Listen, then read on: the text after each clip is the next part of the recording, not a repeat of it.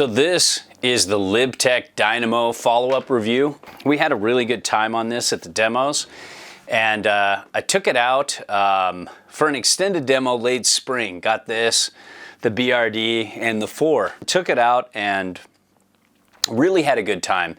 It reminds me a little bit of a LibTech version of the anti-gravity. Kind of has that same kind of, you know, easy kind of to mid flexing kind of thing, and it kind of sits in that world between like the end of all mountain category and kind of like the free ride side of all mountain and the all mountain side of free ride. It's kind of right on that border. You could call it all mountain, you could call it free ride. It's got a little bit of taper. You know, it's directional, but it's not something that's going to be afraid to ride fakie. You know, you can take this switch no problem.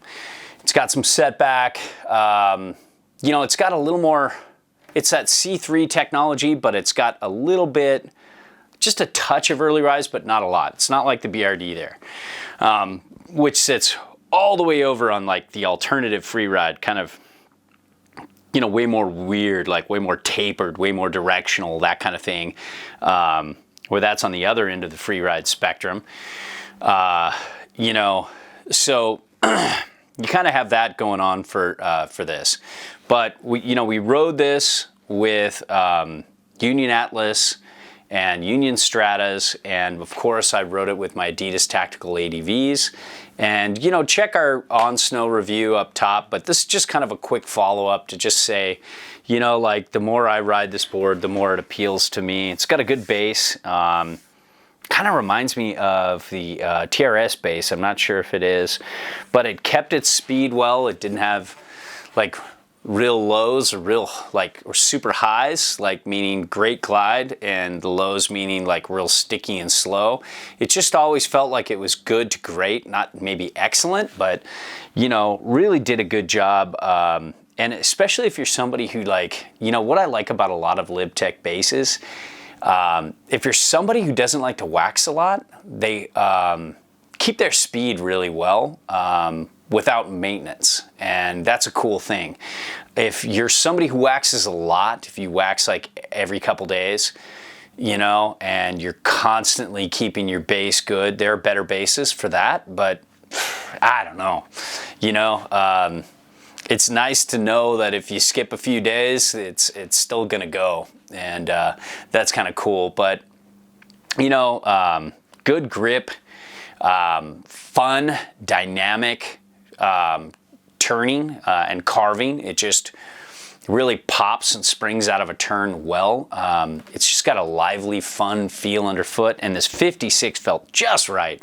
Where it was funny, this 59.4 felt so much more aggressive and mean compared to this guy. This just felt like, you know, 59 versus 56, this felt just lighter, poppier, more dynamic, a dynamo in turning. And but you could butter this, you could play around. You know, this was easier to butter. Maybe it was late season. Maybe it was a little more difficult for me earlier season, but I was really enjoying it. And it's got, you know, it's got good speed. It's not amazing, but, you know, it's definitely competent. If you want something a little more balmy, yeah, it's the GNU Molaire. But uneven terrain, it can bounce and buck a little bit, but not that much, and it was fun weaving in and out of bumps, and and it's not bad going over stuff, but it's really good just kind of navigating through stuff. It's a pretty quick turner, really handled uneven terrain, good enough. And switch, I was surprised at how well it does switch for a tapered directional board. It's definitely one of the better free ride boards for riding switch, you know.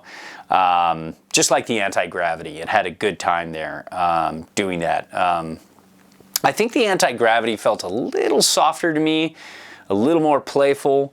Both had great pop, but this actually a good bit softer, I think. But this has a little more energy, a little more pop to it. And I love this top sheet.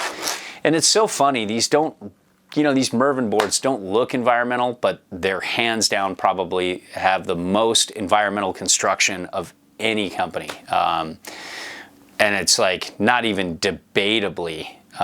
They're just kind of, they've been doing this so much the green thing, so much longer than everybody else.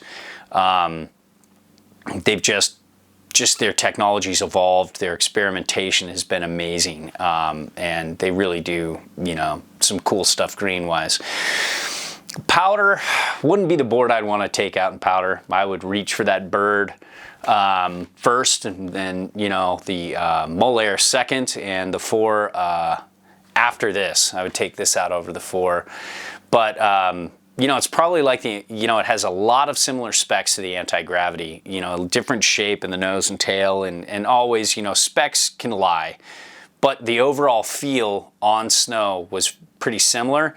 And I rode the anti-gravity in powder with the same kind of camber profile, and it was good for having all that camber, but not that good. I love the boards with a little bit more early rise, and I think that might just like solidify it. I love it if it has that like box knife early rise where, you know, maybe a little longer nose, a little more early rise, you know, a little less camber, but not too little. Not, you know, I don't want the camber to be nothing, but just a little more rocker. That would be like amazing for floating powder. But then you'd sacrifice pop and energy out of a turn on groomers. So, you know, if you had this and maybe the bird, you know, you'd have a nice 2-board combination, or this and something else. It's just like a super floater and powder. You know, that would be that. But the bird's pretty close to being a super floater. I'd take that out in the deepest of deep. You know, as far as park goes, yeah, jumps and pipe would be really fun. It's not a double ender, it's not true twin, but I feel like we're hugging, you know. But it's a good board for a tapered directional in the park. Maybe not the best jibber at all, but overall, man, I was pretty stoked on this, and it was good to get it on my equipment, my favorite bindings. And really get to know this board better and compare it to other boards and see it's a very recommendable board. And other than just, you know, floating powder, it's just a fun daily driver, and it would still be pretty competent in powder, just not amazing. Check the on the table review. You can see kind of, you know, the setback on board and how this would sit on snow. So there you have it, the Dynamo.